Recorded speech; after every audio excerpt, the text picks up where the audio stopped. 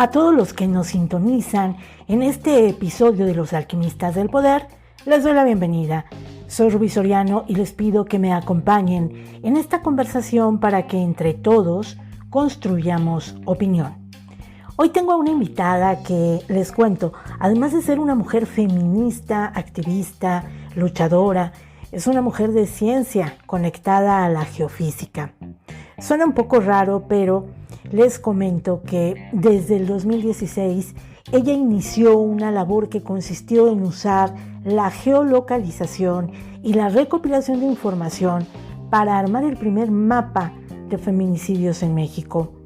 Frente a la impunidad y la ausencia de un registro de feminicidios en el país, ella inició una labor titánica donde documentó nombres, localizaciones, con la finalidad de darles una identidad a estas mujeres que han perdido la vida en circunstancias de violencia y que recurrentemente, hay que decirlo, son citadas solamente con una cifra. Quiero darle la bienvenida en este episodio de Los Alquimistas del Poder a María Salguero, la creadora del mapa de feminicidios en México, con quien vamos a desmenuzar este tema que tanto sigue impactando a nuestro país.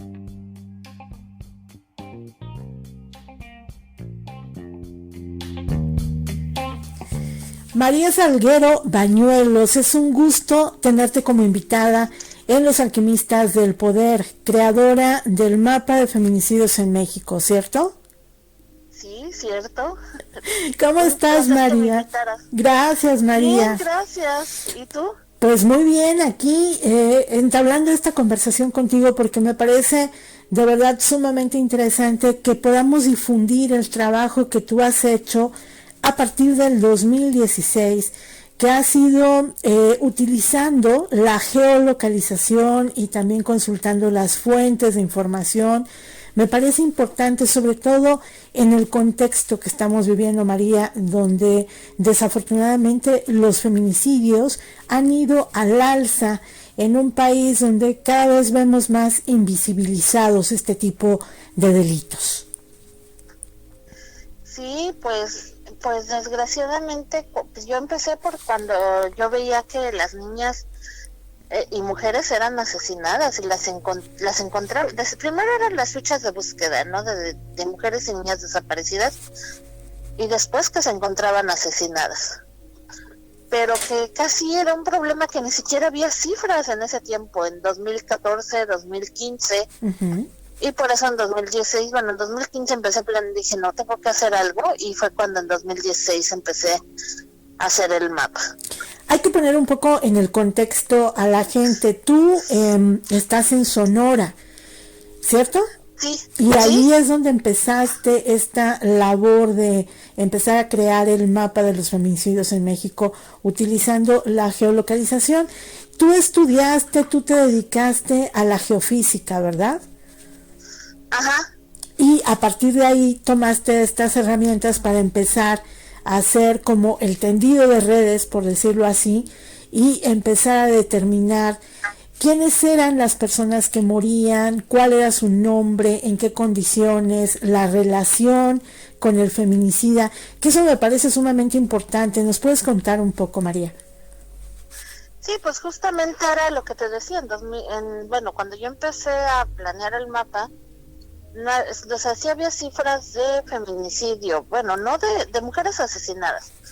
Apenas te da el secretariado cuántos se reconocen como feminicidios en las investigaciones y cuántos como homicidios dolosos contra mujeres, porque también hay que recordar que muchas en las fiscalías a veces les ha costado tanto entender el término de feminicidio que los mandan como homicidio doloso, ¿no? Uh-huh. Aunque tengan las características de feminicidio. A ver, ¿qué diferencia hay entre un homicidio doloso y un feminicidio?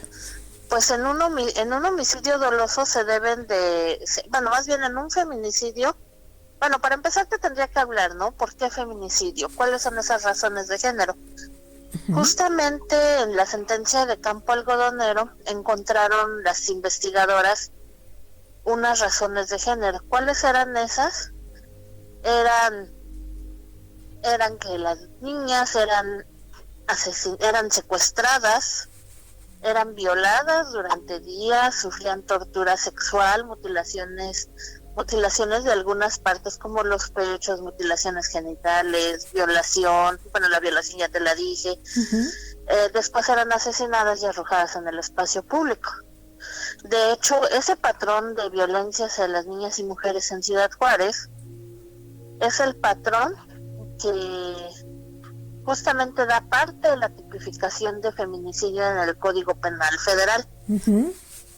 Y que era lo que te habla justamente el artículo 325, que es de que las razones de género pues son que te dice que quien prive de la vida a una mujer y te da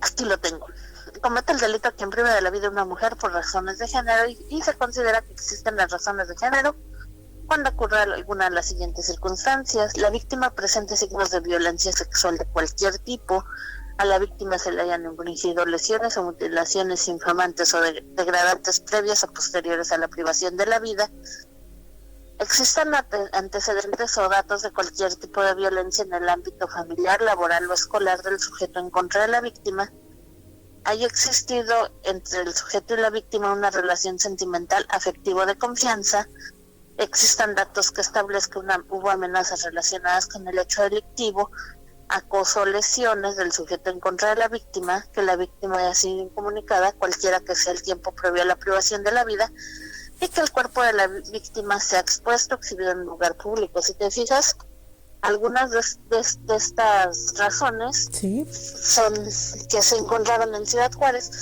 son las que dan pie al Código Penal Federal. Claro. María, de todo lo que tú has logrado recabar, de lo que has ido enlazando para crear este mapa a nivel nacional, ¿puedes platicarnos un poco de aquellas características? ¿Qué es lo que has encontrado de manera más constante en los feminicidios en México? Podemos hablar que de pronto con el surgimiento de la pandemia se habló de pues que surgió mucho la violencia intrafamiliar y que de ahí se derivaron muertes también de mujeres, feminicidios, pero me gustaría tener un poco tu percepción de qué es lo que has encontrado más. Muertes en el interior de la familia, muertes por noviazgo, relaciones sentimentales, muertes relacionadas con el crimen organizado. Pues mira, de hecho, durante el confinamiento la prevalencia de la violencia fue la misma que se ha venido dando. ¿Por qué no hubo variación? Mira, de que la violencia familiar creció, pero eso no significa que todo va a terminar en feminicidio.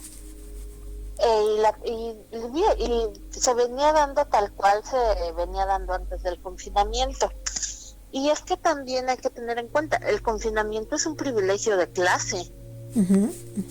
Muchas mujeres tuvieron que seguir trabajando. ¿Por qué? Porque no tienen un trabajo formal, tienen que salir a sacar sus puestos en la calle, por ejemplo, las que trabajan en los tianguis, las que ganan el mínimo, y que trabajan en alguna tienda o algo que era básico, ¿no? Como las tiendas de abarrotes o, por ejemplo, ¿no? Estas tiendas de conveniencia, que esas no cerraron durante el confinamiento. Mujeres que son jefas de familia y que tienen que salir a ganarse la vida. Ajá, y también está la otra parte, ¿no? Las que no creían en el COVID, porque también durante fiestas en el confinamiento hubo varias chicas asesinadas. O sea que después de haber asistido a una fiesta o en la misma fiesta, porque hasta hubo un caso en Puebla, no sé si recuerdas. Sí. Y hubo otro caso acá en Estado de México, en la misma fiesta asesinaron a 2 chavas, por ejemplo, ¿no? Entonces, pues es que también seguían llevando su vida normal y también mucha gente no creía en el COVID. Y lo vimos, ¿no? Mucha gente en las calles, en la fiesta, y lo seguimos viendo, ¿no? En el reventón, los chicos y las chicas. Lo vimos ahora con lo de los chicos que terminaron las clases de graduación, se fueron a la playa y regresaron contagiados. Sí. ¿Por qué? Porque no, o se relajan las medidas, y en ese tiempo pues muchos no creían. Entonces pues tenemos todo ese contexto, y entonces pues ya entiendes, ¿no? El crimen, también el crimen organizado. Claro. Casi el 60% de los asesinatos de mujeres tenía el sello de crimen organizado. Que pueden ser que empiezan con desaparición, secuestro, trata y que derivan en un feminicidio. No necesariamente. Ahora, porque también hay ejecuciones dentro del crimen organizado. Ajá. Okay. O sea, las ejecuciones porque hay más mujeres que también ya participan en actividades como sicariato o halconeo. Uh-huh. De hecho, en el confinamiento hubo otros que no fueron ejecuciones y fueron feminicidio, porque usaron los cuerpos de las chicas para mandar mensajes a los grupos criminales rivales. Claro. Con esto que has detectado en este tiempo, María, yo te preguntaría cuál es la situación hoy, a 5 años de que iniciaste, cuál es la situación hoy de los feminicidios en México. Pues el crimen organizado ha contribuido a su recrudecimiento. Uh-huh. O sea, sí se ve, y o sea, hay prevalencia de la violencia familiar, pero también un aumento en la violencia en el ámbito comunitario. Uh-huh. Y también hay una ausencia, me imagino que la detectas, de parte del gobierno federal para tener estas políticas de prevención hacia la violencia. En algún momento tú llegaste a mencionar que para tener una política pública necesitamos primero un diagnóstico, ¿cierto? Sí, y es que no puedes, es que por ejemplo la estadística gubernamental no se habla, ¿no?, del crimen organizado, porque también hay otros feminicidios que son atribuidos, por ejemplo, de personas que entraron a robar un domicilio y terminaron asesinando. Uh-huh. O sea, pero la principal motivación no era el robo, sino el feminicidio. Así es, o sea, ese era el fin. El feminicidio, pero no el robo. ¿Por qué? Porque, por ejemplo, las mujeres de la tercera edad están en una situación de indefensión, porque a veces están solas, y entonces los vecinos se aprovechan y dicen, pues por ejemplo, alguien que tiene adicción al cristal, la ve vulnerable, la ve sola y dice, voy a asaltar para financiar de ahí mi vicio. Es descubierto, y ¿qué hace él? ¿Qué hacen ellos? Pues al ser descubiertos se ensañan con la víctima. Claro. Y sí hay varios casos. Entonces, por eso es importante diagnosticar bien, o en el Estado de México, que se dan los asaltos en el transporte colectivo, en los camiones, y que en estos asaltos a veces llegan a matar a las personas, ¿no?, por el celular. ¿Cuáles serían esos puntos, María, esos puntos rojos que están latentes en todo el país? A tu consideración y de acuerdo a tu mapa, ¿cuáles son esas regiones donde los feminicidios están al alza, latentes ahí? Pues por ejemplo Guanajuato. ¿Okay? Guanajuato, pero el 80% de los asesinatos de mujeres tiene que ver con un tema de crimen organizado. Uh-huh. No se diga Ciudad Juárez, no se diga Ciudad Juárez, no se diga Tijuana, Estado de México, que sigue entre los primeros lugares. Este mapa de geolocalización, ¿dónde se puede consultar para aquellos que tengan este interés de ver toda esta problemática de los feminicidios y lo que tú has logrado recabar? ¿Dónde lo podemos consultar? En feminicidios.mx. Ahorita no he subido toda la información porque no he podido terminar de georreferenciar la base de datos. Yo creo que a fin de año voy a tenerlo de este año. Sí. Y es que como estoy migrando de plataforma, pero mientras ahí pueden consultar lo que está. ¿Qué consideras que es lo que debería hacer el gobierno de México en torno a esta problemática de que de pronto ha quedado un poco invisibilizada? Que se eliminaron, por ejemplo, los albergues de resguardo de mujeres violentadas, que de pronto se evita hablar de las muertes de mujeres porque son incómodas, ¿qué es lo que tú sugerirías a los gobiernos en esta materia? Pues mira, por ejemplo, en el caso de mujeres, de los albergues, sí se logró que se quedara el recurso para los albergues. Uh-huh. O sea, no, o sea, sí se peleó para que no se eliminara ese recurso, pero sí se quitó, por ejemplo, el recurso para las estancias infantiles que son necesarias cuando una mujer es jefa de familia. Claro.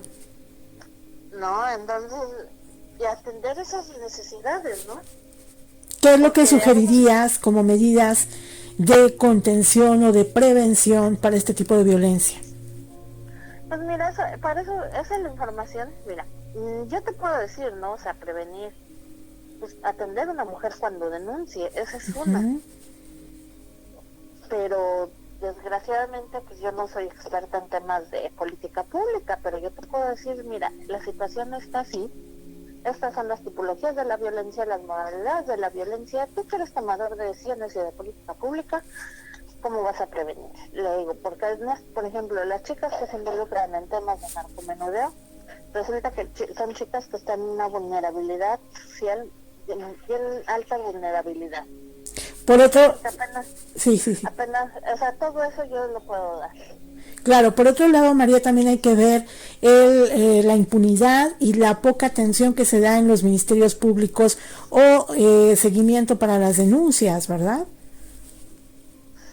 Pues mira, es que también a veces también es un tema de recursos, de dinero. La Fiscalía del Estado de México, por ejemplo, la DENESA, sí, es una agencia para atender a 17,000 personas por kilómetro cuadrado, porque esa es la densidad poblacional de Nezahualcóyotl. Entonces, imagínate, atender todo eso es un tema también de recursos tanto humanos como económicos. Claro. Y entonces también eso es importante que se midan. ¿Qué deficiencias institucionales hay y por qué? Por supuesto. Y también la capacitación, que los ministerios públicos tengan perspectiva de género. Hoy tenemos una ausencia, y eso es real, una ausencia de cifras oficiales. Tu herramienta de alguna manera ha venido como a dar un poco de luz de lo que está ocurriendo en México en materia de feminicidios, pero cifras oficiales es muy complicado obtenerlas y si no hay que remitirse a los medios de comunicación. Más o menos, desde tu perspectiva y tu análisis, ¿cuántos feminicidios se están cometiendo diariamente en el país? Entre 11 y 12. Es el promedio, diario. Ajá. Ok, y algo importante, María, para cerrar la conversación, me parece que de lo más loable que nos puede mostrar este mapa que tú has empezado a elaborar desde hace 5 años es que las mujeres víctimas de feminicidios han dejado de ser cifras, es decir, murió la mujer 49 o se cometió el feminicidio 85. Me parece que aquí es muy importante decir que se les está dando identidad, nombre a las personas. Sí, porque mira, bueno, esto de nombrar a las víctimas, bueno, yo lo hago en mi mapa, pero esto lo veníamos trayendo desde que inició la guerra contra el narco de Felipe Calderón. Uh-huh. Empezaron a decir, pues no son cifras, tienen nombre. Okay. Y justamente fue lo que se empezó a hacer, de nombrar a las víctimas, fueran hombres, fueran mujeres. Y justamente para mi mapa yo lo retomo y yo le pongo, yo te nombro, pero en la mera hora cuando me empezaron a entrevistar, pues hasta se me olvidaba, ¿no? Pero sí decía que era importante nombrar a las víctimas, porque no es una cifra, es una familia, son hijos en orfandad. Es una identidad. Es la rotura del tejido social para esa comunidad a veces, porque imagínate, que esa mujer fuera maestra de unos niños de kinder de la colonia, pues es un impacto muy grande, ¿no? Claro. Entonces, y para los hijos en orfandad, que después a veces ni sabes con quién están, ni quien los cuida, a veces los abuelos, pero los abuelos ya no tienen la fuerza suficiente para trabajar. Entonces, todo lo que conlleva el asesinato de una mujer y las víctimas que pueden quedar a su desamparo, porque a veces también eran las proveedoras económicas de los padres y de los hijos, y se quedan sin su sustento. Pues una labor indudablemente muy loable, María, la que tú has iniciado desde hace 5 años. ¿Nos puedes repetir dónde se puede consultar el mapa de feminicidios que has creado? En feminicidios.mx. Feminicidios.mx, perfecto. María, te agradezco muchísimo que hayas compartido con nosotros toda esta labor que estás haciendo.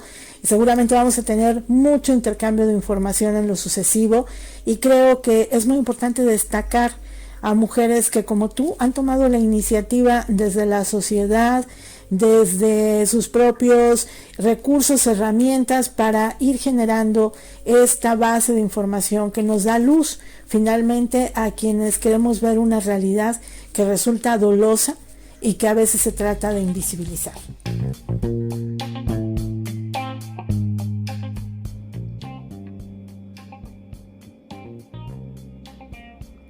Amigos, los invito a seguirnos en nuestras redes sociales vía Facebook, YouTube y Spotify como Los Alquimistas del Poder. Recuerden que tenemos una cita en el próximo encuentro para que entre todos sigamos construyendo opinión. Aquí nos escuchamos.